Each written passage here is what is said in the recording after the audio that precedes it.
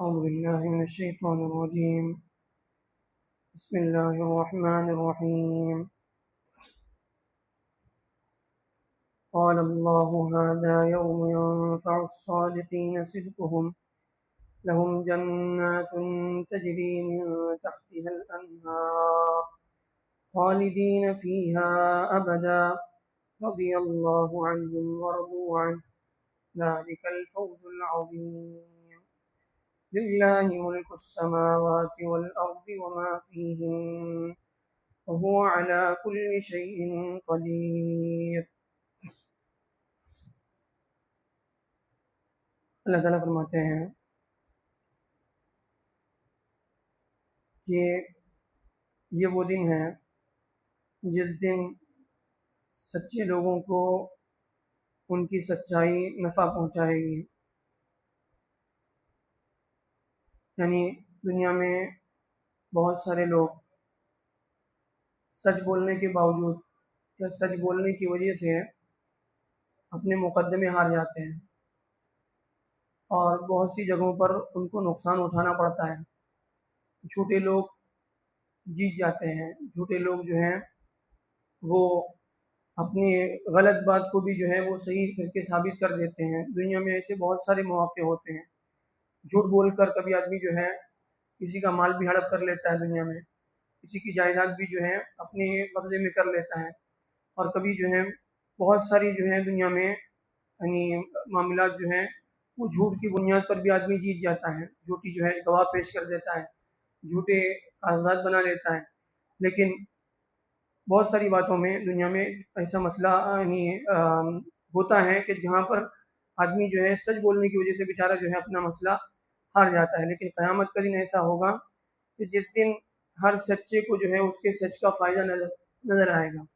ایمان والے کو خاص کر کے, اور جن لوگوں نے جو ہے سچائی کا ساتھ دیا دنیا میں جو ہے چاہے ان کو فائدہ نظر آئے یا نظر نہ آئے, ہر حال میں انہوں نے سچ کا ساتھ دیا, سچ پر قائم رہے, سچائی کو اپنی زندگی کا مقصد بنایا.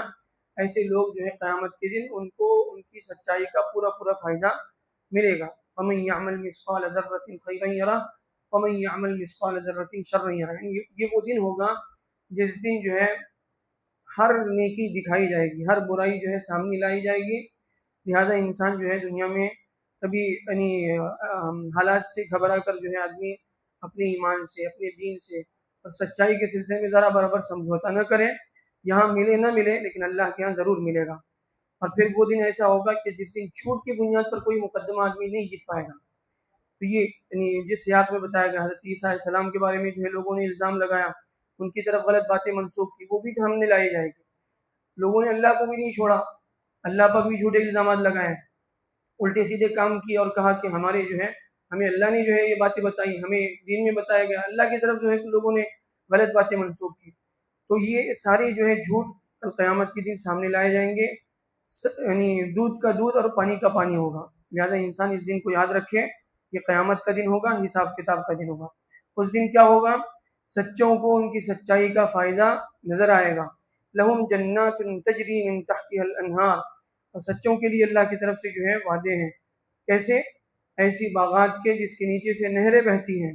خالدین فیہا, جس میں ان کو ہمیشہ ہمیشہ رہنا ہے. یعنی ہر خوشی, ہر جو ہے راحت اور آرام کی جتنی شکلیں ہو سکتی ہیں وہ ساری شکلیں جو ہے اللہ کی طرف سے وہاں پر پوری کی جائیں گے. اور اس راحت کی جگہ سے پھر انسان کو واپس نہیں آنا ہے. خالدین فیہا, اس میں ہمیشہ ہمیشہ رہنا ہے.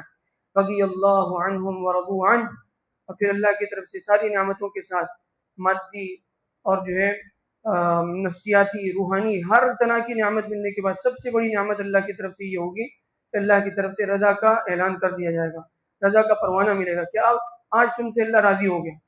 تمہارے پھر یعنی اس کے بعد پھر اللہ تعالیٰ تم سے ناراض نہیں ہوگا. ہمیشہ کے لیے اللہ کی طرف سے جو ہے خوشنودی کا اعلان ہوگا. یہ سب سے بڑی نعمت ہوگی. رضی اللہ عنہم ورضوا عنہ, جس نعمت کو اللہ تعالیٰ نے جو ہے صحابہ کو اس نعمت کا صحابہ کے لیے جو ہے اعلان دنیا ہی میں کر دیا گیا.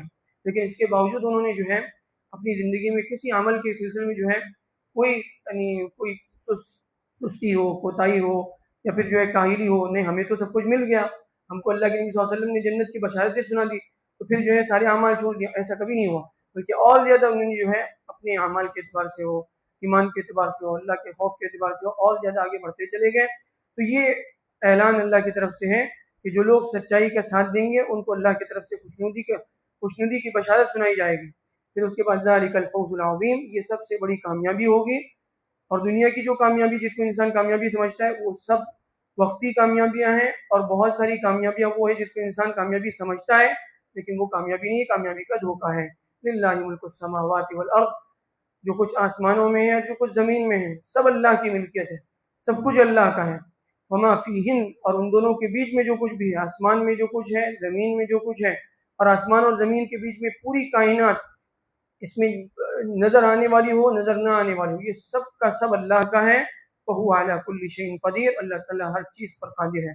تو جو چیزیں اللہ نے بتائی ہیں وہ سب برحق ہیں، اس کو پیش آنا ہے، اور پھر اس کے بعد جو ہے پھر انسان کو جو ہے اس کے بعد کوئی پچھتانے کا موقع نہیں ہوگا کہ ربنا ابصرنا وسمعنا، ہم نے دیکھ لیا، اب سن لیا، اب ہمیں واپس بھیج دے، ایک موقع دے دے، تو اس کے بعد کوئی موقع نہیں ہوگا۔ آج انسان کے پاس وقت ہے، انسان اپنی زندگی میں صحیح فیصلہ لے اور اپنے اعمال کا جو ہے جائزہ لے، اور اپنے اعمال کو آخرت کی یعنی اس اعتبار سے اپنے اعمال کا محاسبہ کرتا رہے کہ کل اس عمل کے ساتھ مجھے اللہ کے سامنے کھڑا ہونا ہے، تو کیا میں اس عمل کے ساتھ اللہ کے سامنے منہ دکھا پاؤں گا؟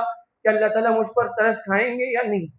اس طرح سے اپنے اعمال کا محاسبہ کرتا رہے، جو ہے اگر اس دن کو انسان دنیا میں یاد رکھ کر دنیا میں زندگی گزارے گا تو پھر اس کے لیے گناہوں سے بچنا بھی آسان، اللہ کے حکموں پر چلنا بھی آسان، اور سب کے حقوق ادا کرنا بھی آسان ہے۔ اللہ تعالیٰ بہرحال ہمیں سے صحیح سبق لینے والا بنا۔